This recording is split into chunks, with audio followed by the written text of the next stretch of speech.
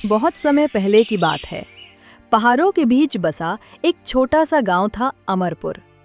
इसी गांव में रहता था हरिदास, एक मेहनती, ईमानदार लेकिन गरीब किसान।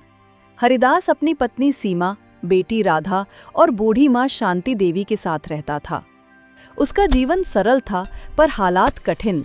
उसका खेत छोटा था लेकिन उसी में कड़ी मेहनत करने से उनके घर का चूल्हा जलता था। ऐसी ही एक सुबह हरिदास खेत में हल चला रहा था। ठंडी हवा के झोंके उसके पसीने को सुखा रहे थे और वो मिट्टी में उम्मीदें बो रहा था। तभी दूर से किसी के पैरों की आवाज आई। वो उसकी बेटी राधा थी। वो घबराई हुई थी। उसकी सांसें तेज चल रही थीं। पापा, पापा जल्दी चलिए, दादी की तबीयत बहुत बिगड़ गई है। हरिदास के हाथ से हल गिर गया। वो दौड़ते दौड़ते घर पहुंचा। शांति देवी चारपाई पर लेटी थीं। उनका चेहरा पीला पड़ चुका था। हरिदास ने अपनी मां की ऐसी हालत देख घबराकर डॉक्टर बुलवाया। डॉक्टर ने कहा, इन्हें बहुत गंभीर बीमारी है, इलाज नामुमकिन है, लेकिन कुछ दवाइयां हैं जो इन्हें राहत देंगी, मगर वो दवाइयां बहुत महंगी हैं। ये सुनकर हरिदास के होश उड़ गए। इतने पैसे उसके पास कहाँ थे? कोई हल न होने के कारण हरिदास ने अपनी आधी जमीन बेच दी और बाकी पैसे सेठ नंदराम से ब्याज पर ले लिए। माँ के इलाज और दवाइयों में सारा पैसा खत्म हो गया। धीरे धीरे सारी जमीन बिकती चली गई और अब उसके पास बस एक छोटा टुकड़ा रह गया था। अब हरिदास बहुत बड़े संकट में फंस चुका था। एक तरफ इतने छोटे खेत के टुकड़े में बहुत कम अनाज उगता था और ऊपर से उसे सेठ नंदराम का कर्ज भी चुकाना था।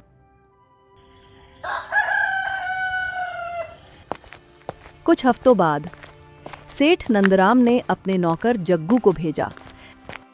वो हरिदास को बुला, कह देना सेठ जी ने याद किया है। हरिदास कांपते कदमों से पहुंचा। मालिक, बुलाया आपने? हाँ, कर्ज लिए तुम्हें महीनों हो गए, अब पैसा कब देगा? सेठ जी, थोड़ा और समय दे दो। माँ बीमार है, खेती भी खराब चल रही है। बहाने मत बना, मैंने बहुत देखा है तेरे जैसे। पहले तो पैसे लेते हैं, फिर कर्ज की बारी आए तो झूठा नाटक करते रहते हैं। अब सुन ले, अगर 1 महीने में पैसा नहीं दिया तो घर और जमीन दोनों मेरे होंगे। हरिदास हाथ जोड़कर विनती करने लगा। मालिक, दया करिए, सर्दियां आने वाली है। हमारे पास ये एक ही तो घर है। अगर घर छिन गया तो हम कहाँ जाएंगे? साथ में अपनी बूढ़ी माँ और छोटी सी बेटी को कहाँ लेके जाओ ऐसी ठंड में? सेठ ने ताना मारते हुए कहा, तू गरीब लोग हमेशा रोते ही रहते हैं, निकल यहां से। अब बहुत हो गया हरिदास, अब और नहीं। तू अब यहां से निकल जा और जब पैसे लेके आए तब बात करना मुझसे। उसने हरिदास को धक्का देकर बाहर निकाल दिया। बेचारा हरिदास चुपचाप घर की ओर लौट गया। आंखों में आंसू थे। चलते चलते हरिदास सोचने लगा, अगर महे सेठ के पैसे नहीं दे पाया तो सर्दियों में अपनी बीमार बुड्ढी माँ सीमा और छोटी सी बेटी को लेके कहाँ जाओगा? इतना सोचते सोचते हरिदास घर पहुंच जाता है। घर लौटा तो राधा दौड़ कर बोली, पापा, पापा, आप कहाँ चले गए? बेटा, मुझे कुछ काम था। तुम आज खेलने नहीं गई? मुझसे कुछ कहना है क्या? हाँ पापा, इस बार सर्दियों में मेरे लिए नया कोट लाना ना। राधा की प्यारी बातें सुन हरिदास ने मुस्कुराकर कहा, हाँ बेटी, इस सर्दियों में तुम्हारे लिए कोट जरूर लाऊंगा। बार से हरिदास के चेहरे पर मुस्कान सी थी, पर उसके अंदर तूफान चल रहा था। पत्नी सीमा ने सब समझ लिया। वो बोली, राधा, अब जाओ, अपने दोस्तों के साथ खेलो। ठीक है माँ, पापा, मैं जाती हूँ खेलने। राधा के जाते ही सीमा ने पूछा, अजी, क्या हुआ? चेहरा इतना उतरा क्यों है? सीमा, सेठ नंदराम ने धमकी दी है। अगर 1 महीने में पैसे नहीं दिए तो घर जमीन ले लेगा, और अगर मैं पैसे नहीं दे पाया तो सर्दियां मैं कहाँ जाएंगे? अजी, आप चिंता मत कीजिए, भगवान सब ठीक करेगा। आप हिम्मत मत हारिए। उनकी बातें अंदर लेटी शांति देवी सुन रही थीं। थोड़ी देर बाद शांति देवी ने हरिदास को अंदर बुलाया। उन्होंने कमजोर आवाज में कहा, बेटा, तू मेरी चिंता छोड़ दे और मेरी दवाइयाँ बंद कर दे। अब मेरा समय पूरा हो चुका है। वो पैसे तू कर्ज चुकाने में लगा दे। हरिदास की आंखें भर आईं। माँ, ऐसा मत कहो। बेटा, मेरे पीछे तूने अपना खेत बेच दिया और अब घर भी कर्ज में ही चला जाएगा। तू अब मेरी चिंता मत कर। अगर घर चला गया तो परिवार कहाँ रहेगा? मुझे नहीं चाहिए ये इलाज। तू अपना घर बचा ले। तू अगर मेरी वजह से ये सब भी खो बैठा तो तुम लोग का क्या होगा? हरिदास ने माँ को आश्वासना दी और कहा, माँ, तू चिंता मत कर। 1 महीने में सब ठीक कर दूंगा। तू अब आराम कर। कोई भी काम हो तो मुझे बुला लेना। अगली सुबह हरिदास ने सीमा से कहा, भाग्यवान, फसल तैयार होने में अभी कुछ दिन हैं। तब तक मैं मजदूरी ढूंढ लेता हूँ। कुछ पैसा आ जाएगा तो हमें थोड़ा सहारा मिलेगा और सेठ का कर्ज चुकाने में भी आसानी होगी और सर्दी के कपड़े भी आ जाएंगे। हाँ जी, सही है। घर की मरम्मत भी करनी है। छत टपकने लगी है। ठीक है भाग्यवान, अब मैं चलता हूँ। तुम अपना, माँ का और राधा का ध्यान रखना। हरिदास ने माँ को दवा दी, बेटी का माथा चूमा और काम की तलाश में निकल गया। पूरा गांव घूम लिया। अंत में उसे सेठ महिपाल के गोदाम में काम मिल गया। वो बोला, सेठ जी, मैं बहुत मुश्किल में हूँ। अगर मुझे जल्दी काम नहीं मिला तो मैं अपना सब खो दूंगा। आपकी मेहरबानी होगी अगर आप मुझे यहाँ काम पे रख ले तो। मैं ईमानदारी से काम करूंगा। ठीक है, मुझे वैसे भी एक आदमी की ज़रूरत थी। कल से रोज़ समय पे काम पे आ जाना। अगर अच्छे से काम किया तो मेहनत का फल ज़रूर मिलेगा। हरिदास खुशी खुशी अपने घर की ओर लौट गया। हरिदास को अब पूरी उम्मीद थी कि इस काम के चलते वो सेठ से अपना कर्ज चुका देगा। थोड़ी देर में हरिदास घर पहुंच गया। सीमा से हरिदास से पूछा, अजी, मैं कब से बहुत चिंता में डूबी हूँ। क्या आपको कोई काम मिला क्या? हाँ भाग्यवान, शायद भगवान ने हमारी सुन ली है।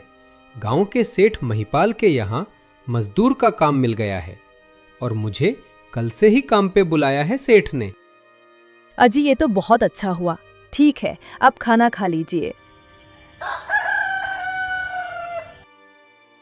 अगले दिन अपनी माँ के हालचाल पूछ हरिदास काम पे निकल जाता है और पूरे दिन सेठ महिपाल के यहाँ काम करता है। दिन पर दिन बीतते गए। हरिदास रोज सुबह जाता, शाम को लौटता। राधा दरवाजे पर खड़ी रहती। घर में भले ही रोटी सूखी होती, पर चेहरे पर मुस्कान होती थी। महीना पूरा होने को था। सर्दियां ने भी अपना कहर ढाना शुरू कर दिया था और दूसरी तरफ हरिदास के खेत में फसल भी तैयार हो गई थी। अगली सुबह हरिदास सेठ के काम पर गया और हरिदास ने हिम्मत जुटाकर सेठ से कहा, सेठ जी, अगर थोड़ी मजदूरी दे दे तो घर के लिए राशन और सर्दियों के कपड़े ले लूं। अरे, अभी तो पूरा महीना नहीं हुआ। अभी तुम अपने काम पर ध्यान दो। जब हिसाब होगा तब मिलेंगे। सेठ जी, घर में बुढ़ी माँ की दवाइयाँ खत्म हैं। छोटी बच्ची के ठंड के कपड़े भी लाने हैं। बस थोड़ा चाहिए। तुम्हें समझ नहीं आया क्या? मैंने तुम्हें क्या कहा? नहीं मतलब नहीं। हरिदास चुपचाप अपना काम में ही लग गया। ठंड भी बढ़ती जा रही थी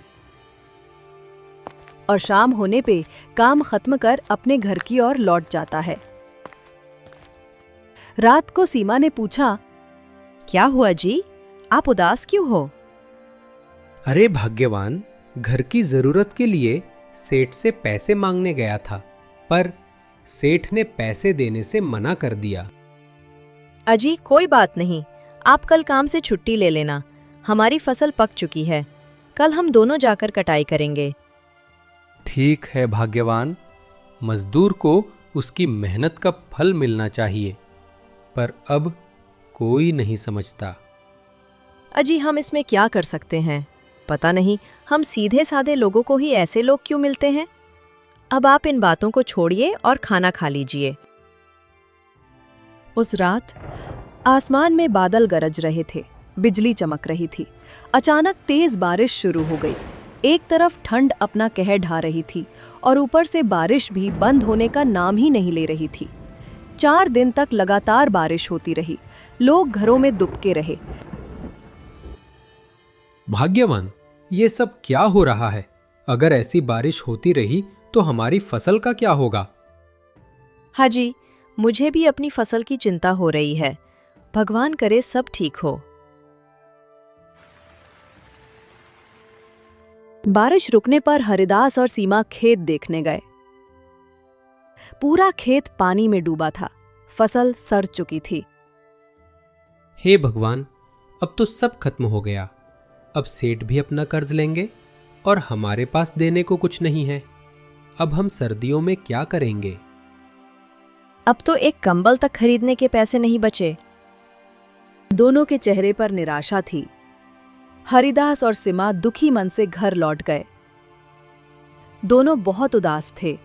हरिदास यही सोचता है कि इतनी ठंड में वो बूढ़ी माँ बेटी और सीमा को कहाँ लेके जाएगा। दूसरी और सीमा भी हार मान चुकी थी। अगले दिन हरिदास के कर्ज का 1 महीना भी पूरा हो चुका था। कुछ ही दिनों बाद सेठ नंदराम अपने आदमियों के साथ आ पहुंचा। ओ हरिदास, पैसे का क्या हुआ? मालिक, अभी इंतजाम नहीं हो पाया। थोड़ा वक्त और दे दीजिए। मैं अपने परिवार को लेके इतनी ठंड में कहाँ जाऊंगा? बहुत वक्त दे दिया, अब तेरी कहानी सुनने का मन नहीं। उसने अपने आदमियों को कहा, जग्गू, बिल्ला, इसके घर वालों को और सारा सामान बाहर फेंक दो। सारा सामान सड़क पर फेंक दिया गया। राधा डर से मां से लिपट गई। मालिक, रहम करो। ठंड है, मेरी माँ बीमार है। ऐसे में हम कहाँ जाएंगे? हरिदास विनती करता रहा, पर सेठ का दिल नहीं पसीजा। वो चला गया और चारों सड़क पर रह गए। बूढ़ी माँ, बीवी, छोटी बच्ची और बेचारा हरिदास। सेठ नंदराम ने सबको बेघर कर दिया था। हरिदास अपनी माँ, बीवी और बेटी के साथ रोड के पास पेड़ के नीचे बैठ जाता है। रात ठंडी थी, हवा हड्डियों में चुभ रही थी। अब ना ही तो उनके पास इससे बचने के लिए छत थी, ना ही ठंड के कपड़े। हरिदास ने लकड़ियां इकट्ठा कर आग जलाई, पर माँ की तबीयत बिगड़ती जा रही थी। सुबह होते होते शांति देवी ने अपनी आखिरी सांस ली। हरिदास की दुनिया बिखर गई। वो फूट फूट कर रो पड़ा। भगवान, इतना अन्याय क्यों? सीमा ने रोते हुए कहा, अजी, अब हमें और मजबूत बनना होगा, बेटी के लिए। अगले दिन हरिदास गांव में मदद मांगने गया।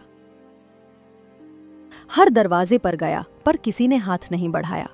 लोगों ने दरवाजे बंद कर लिए। वो थककर पेड़ के नीचे बैठ गया।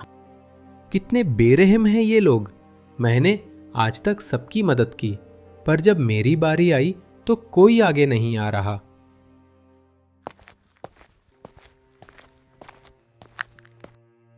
राधा अब ठंड से बीमार पड़ चुकी थी। हरिदास ने कसम खाई, अब मैं अपनी बेटी को नहीं खोऊंगा। वो दिन रात दूसरों के खेतों में काम करने लगा। सीमा भी लोगों के घरों में खाना बनाने लगी। धीरे धीरे कुछ पैसे इकट्ठे हुए। एक दिन वो सेठ महिपाल के पास गया और पूरी बात बताई। सेठ महिपाल की आंखों में आंसू आ गए। हरिदास, मुझे माफ कर दो। काश उस दिन मैंने तुम्हारी मदद की होती। उसने तुरंत उसकी मजदूरी और थोड़ा और पैसा दिया। हरिदास ने उसी पैसे से गांव के बाहर एक छोटी सी झोपड़ी बना ली। अब उनके सिर पर छत थी और राधा धीरे धीरे ठीक होने लगी थी। सर्दियां अब भी थीं, पर अब उनके दिल में उम्मीद की गर्माहट थी। हरिदास आसमान की ओर देखकर बोला, माँ, अब मैं तुम्हें कभी नहीं भूलूंगा। तुम्हारे आशीर्वाद से हम फिर खड़े हो गए हैं। राधा पास आकर बोली, पापा, अब हम कभी घर नहीं खोएंगे ना? नहीं बेटी, अब भगवान हमारे साथ